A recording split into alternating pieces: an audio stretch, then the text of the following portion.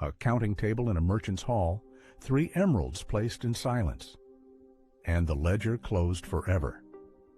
That image has haunted me for years, not because it's dramatic, but because nobody talks about it. The story of Southeast Asian traders reaching the edges of the Ottoman world isn't in most textbooks. It's not in the standard Philippine history curriculum.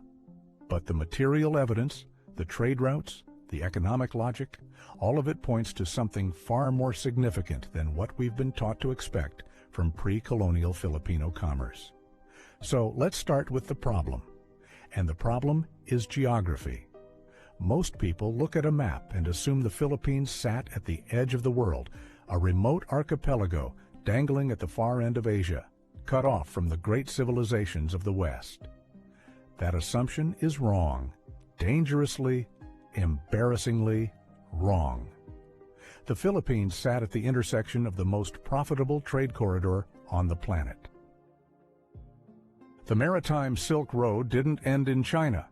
It pushed south through the Sulu Sea, and the traders who controlled those waters knew it. The Sultanate of Sulu, established in the late 14th century, was not a small tribal kingdom managing coconut palms. It was a sophisticated commercial state.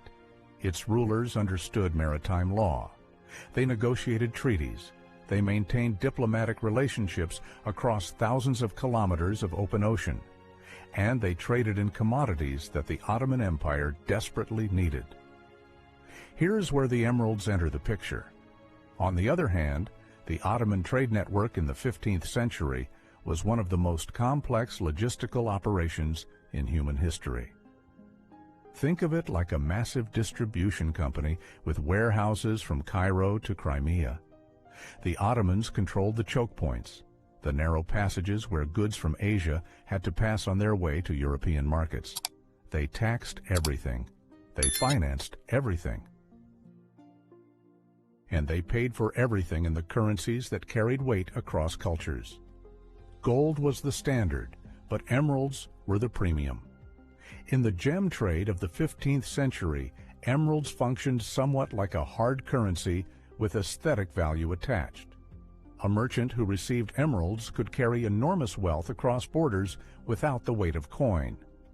Islamic courts from Persia to North Africa accepted emeralds as legitimate stores of value. They appeared in dowry negotiations. They sealed political alliances. They sat in the hilts of ceremonial weapons. So when Ottoman agents paid Southeast Asian traders in emeralds, that wasn't an exotic gesture. That was cold, calculated financial logic. But why would Filipino traders be in a position to receive such payment? This is the question that most historians glide past, and it deserves a proper answer. The trade goods moving through Sulu in the 15th century included forest products, camphor, beeswax, exotic hardwoods, along with marine commodities like sea cucumber and pearls. The pearls alone were extraordinary. Sulu pearls were among the most prized in the known world, and known world here means genuinely known, documented in Arabic merchant manuals, referenced in Chinese imperial records, sought after by courts that never appeared on any Philippine history exam. Pearls from the Sulu Sea reached the Persian Gulf. They passed through middlemen in Malacca, crossed the Indian Ocean, and arrived in the ports of Aden and Alexandria. From there, Ottoman merchants absorbed them into the luxury goods network feeding European aristocracy. The profit margins were staggering. Every step of that chain was financed, and financing required payment. Stop. The emeralds most likely came from Ottoman commercial reserves. Stones accumulated through conquest and taxation. The Ottomans had access to significant quantities of gemstones flowing from various parts of the empire. Paying Southeast Asian suppliers in emeralds allowed them to settle large debts without depleting coin reserves. It was debt management, elegant, cross-cultural debt management. And then 1453 happened. Constantinople fell to Ottoman forces under Sultan Mehmed II. The city, which had been the nerve center of Eastern Mediterranean commerce for over 1,000 years, changed hands. That event is taught primarily as a military and political turning point, but for traders operating the long-distance maritime routes, it was a seismic restructuring of the entire financial architecture they depended on. Here's the part that rarely gets discussed. When Constantinople fell, a significant body of commercial records went with it. Greek Christian merchants who had maintained detailed accounts of their Eastern trading partners, including records of goods flowing from Southeast Asia, either fled, died, or watched their archives burn. The institutional memory of certain trading relationships simply vanished, not hidden, not classified, destroyed by the chaos of conquest and the practical emergency of survival. The Ottomans, inheriting the city, were focused on governance and consolidation. They were not cataloging the commercial histories of distant archipelagos they'd never administered. So the detailed records of payments made to Sulu and Malay traders, if they existed in Constantinople's commercial district, likely did not survive the transition. What survived was the material evidence. Archaeological work in Mindanao and the Sulu archipelago has turned up imported goods consistent with long-distance Islamic trade networks. Chinese ceramics, yes, those get discussed constantly. But also evidence of contact with South Asian and Middle Eastern commercial culture. The design elements on certain artifacts, the presence of specific trade bead types, the metallurgical signatures of some early Islamic period metalwork. These tell a story that written records can only partially reconstruct. Interesting fact. The debt, in a sense, was buried not by intention, but by catastrophe. Now, here's where the producer's side of this story gets interesting, because this isn't just ancient history. This is about why certain narratives get funded and others don't. For centuries, the history of the Philippines was shaped by Spanish colonial administration. And the Spanish had a vested interest in presenting pre-colonial Philippine societies as simple, stateless, and commercially unsophisticated. A complex, internationally connected Muslim trading state sitting at the center of a hemispheric commerce network doesn't support the civilizing mission narrative. So that version of history was systematically minimized, not with a dramatic conspiracy, with funding decisions, with which archives got translated, with which stories got included in the curriculum, and which got left for specialists. That's how historical erasure actually works, not with locked vaults and shadowy figures, with budget lines. If you want to understand how the financial archaeology of this story has been slowly reconstructed, and what the scholars who've spent careers on this have actually found, stay with this. The reconstruction began in earnest with researchers studying the Nagara Kretagama, a 14th century Javanese text that documents trade relationships across the archipelago. Combined with Chinese imperial tribute records from the same period and Arabic geographical manuscripts like those of Ibn Battuta and earlier writers, a picture emerged of Southeast Asian maritime networks far more extensive than colonial-era historians acknowledged.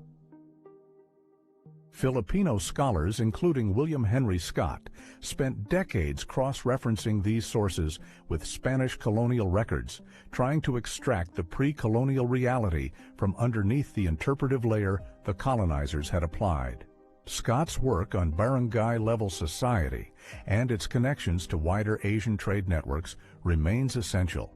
He wasn't working with Ottoman records directly, but he established the foundation that made this kind of hemispheric thinking about Filipino trade possible. Stop. The Ottoman connection specifically gains traction when you follow the pearl trade. Portuguese records from the early 16th century, after they established a presence in the Indian Ocean, document the competition for Sulu pearls with remarkable frankness. The Portuguese were furious that they couldn't simply dominate the supply chain because too many existing relationships already cut them out. Muslim traders from the Gulf, operating through established networks, had agreements that predated Portuguese arrival by generations. Some of those agreements were almost certainly with agents connected to Ottoman commercial interests. Interesting fact, the Ottomans, remember, had absorbed Egypt and control of the Red Sea route by the early 16th century. They were actively trying to counter Portuguese expansion in the Indian Ocean. The spice trade, the pearl trade, the luxury goods pipeline, these were geopolitical weapons as much as commercial operations. Maintaining relationships with Southeast Asian suppliers wasn't just profitable, it was strategic. And in that strategic context, paying in emeralds makes even more sense. An emerald payment to a Sulu merchant wasn't just settling a transaction. It was signaling, we are serious partners, we have resources. We are worth maintaining a relationship with even when Portuguese ships start appearing on your horizon. It was a retention bonus expressed in gemstones. Look, the specific framing of the debt Istanbul buried in 1453 requires some careful unpacking. All right, the fall of Constantinople didn't literally bury a debt to Filipino traders in the sense of a ledger hidden under rubble, though that image is evocative.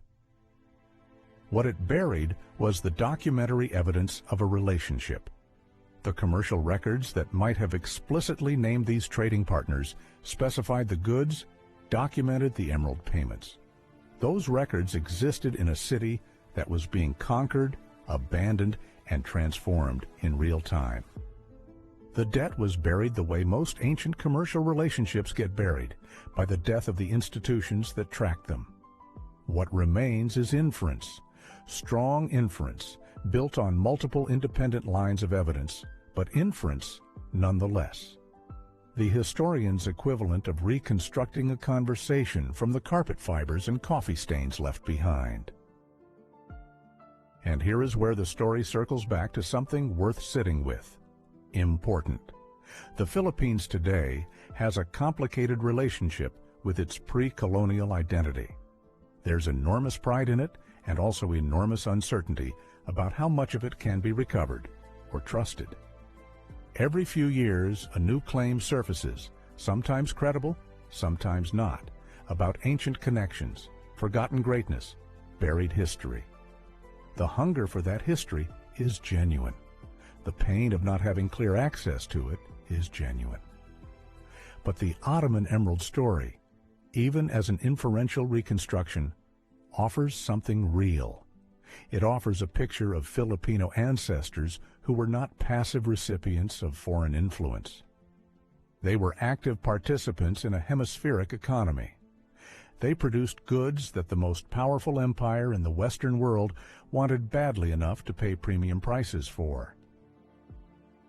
Their merchants crossed open ocean and negotiated in courts where Arabic was the language of commerce and emeralds were the language of trust. Precisely trust. That's not a small thing. That's not a footnote. That's a civilization operating at full capacity, engaged with the world on its own terms, before anyone arrived to tell it otherwise. A counting table in a merchant's hall. 3 emeralds placed in silence. The ledger closed, but the trade went on. The emeralds are gone.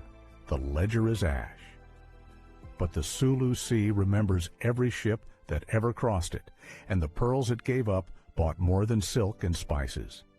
They bought a place in history that no archive fire could fully erase.